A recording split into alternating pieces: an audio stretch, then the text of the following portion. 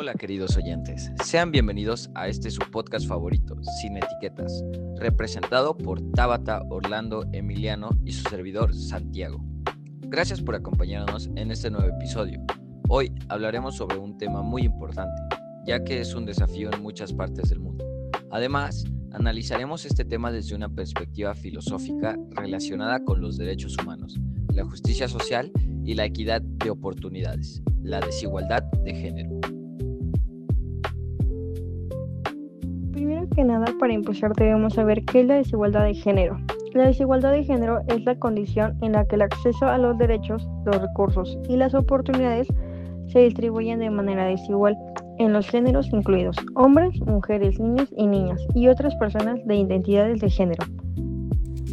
Sí, claro, y también puede manifestarse de muchas formas en la educación, en el trabajo, en la política, en el deporte e incluso dentro de la familia. Aunque muchas personas piensan que este problema ya fue superado, la realidad es que todavía existen situaciones en las que hombres y mujeres no tienen las mismas oportunidades o enfrentan expectativas diferentes. Por ejemplo, durante mucho tiempo se pensó que ciertas profesiones eran exclusivas para los hombres, como la ingeniería o la construcción, mientras que otras están destinadas principalmente a las mujeres, como la enseñanza o el cuidado de los niños. Afortunadamente, esas ideas han ido cambiando, pero todavía existen estereotipos que pueden influir en las decisiones de las personas. En otras palabras, la desigualdad de género limita el potencial de las personas y cuando las personas no pueden desarrollar plenamente sus capacidades, todos perdemos oportunidades de crecer como sociedad. Gracias a esto surgen las preguntas importantes. ¿Qué podemos hacer para combatir la desigualdad de género? El primer paso es informarnos y reflexionar sobre nuestras propias ideas y actitudes. A veces repetimos estereotipos sin darnos cuenta, simplemente porque hemos crecido escuchándolos. También es importante promover el respeto y la igualdad en nuestra vida cotidiana. Esto significa tratar a todas las personas con dignidad, escuchar diferentes opiniones y valorar las capacidades de cada individuo. También, por otro lado, otro tema dentro de este mismo es el sesgo de género, ya que esos dos temas se relacionan entre sí, pues el sesgo de género es el trato preferencial y las suposiciones prejuiciosas dirigidas hacia las personas en función de su género. Este sesgo se manifiesta a través de normas que favorecen a ciertos géneros sobre otros, influyendo en la distribución de recursos, roles y responsabilidades dentro de la sociedad. Pues el sesgo de género no solo refuerza los estereotipos de género, sino que también es un obstáculo para los esfuerzos de lograr la igualdad de género. Ahora hablaremos sobre la brecha salarial. La brecha salarial entre géneros es uno de los tres aspectos más importantes de la desigualdad de género, ya que este término se refiere a la diferencia de ingresos que existe entre hombres y mujeres, por trabajos similares o de igual valor. Aunque las causas son variadas, muchas veces las mujeres enfrentan mayores obstáculos para acceder a puestos directivos o deben interrumpir sus carreras por responsabilidades familiares. Pues siendo mujer, puedes tener el sueño de trabajar en cualquier lado o estudiar cualquier profesión, pero enfrentarte a los constantes estereotipos que intentan convencerte de las dificultades de dedicarte a una profesión de hombres son algunos de los muchos obstáculos y desigualdades que enfrentan las mujeres a lo largo de su vida y su desarrollo profesional. Y el desarrollo económico, OCDE, señala que cuando las mujeres trabajan son más propensas a hacerlo a tiempo parcial, tienen menos probabilidades de avanzar a puestos directivos, son más propensas a enfrentarse a la discriminación y ganan menos que los hombres.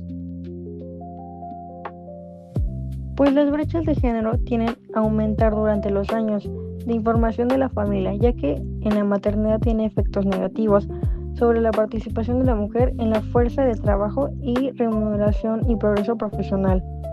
Esto explica por qué en México solo el 45% de las mujeres en edad productiva trabajan en comparación con el promedio de 78% de los hombres mexicanos, según datos de la OCDE. Esto nos lleva al siguiente tema. ¿Qué es la violencia de género? La violencia de género se refiere a los actos dañinos dirigidos contra una persona o un grupo de personas en razón de su género. Tiene su origen en las desigualdades de género, el abuso de poder y la existencia de normas dañinas. Si bien las mujeres niñas sufren violencia de género de manera desproporcionada a los hombres y los niños, también pueden ser blanco de ellas. y esta puede manifestarse de forma física, psicológica, económica o verbal.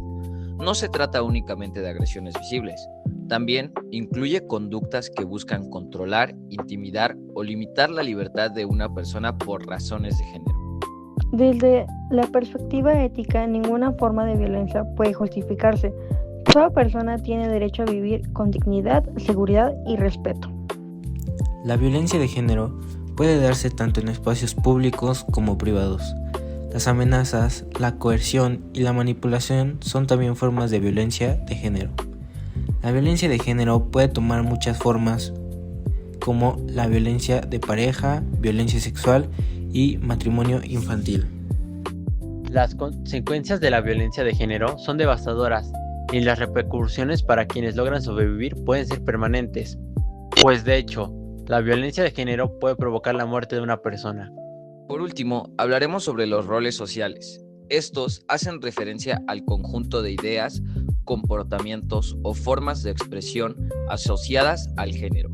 Estos patrones comportamentales se han construido en base a lo que se espera de nosotros en función de nuestro género. Como mi compañero, los roles de género reúnen las diferentes formas de actuar y comportamientos guiadas por nuestro género.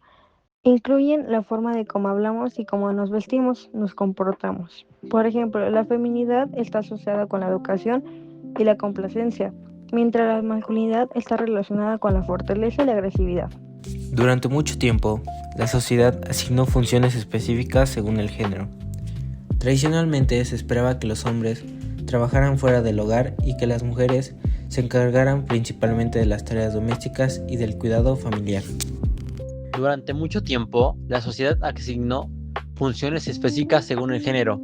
Tradicionalmente, se esperaba que los hombres trabajaran fuera del hogar y que las mujeres se encargaran principalmente de las tareas domésticas y del cuidado familiar.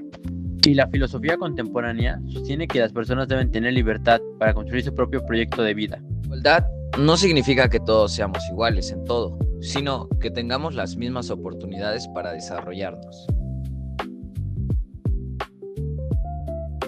Llegamos al final de este programa y vimos que es necesario promover el respeto y reconocer la dignidad de todas las personas.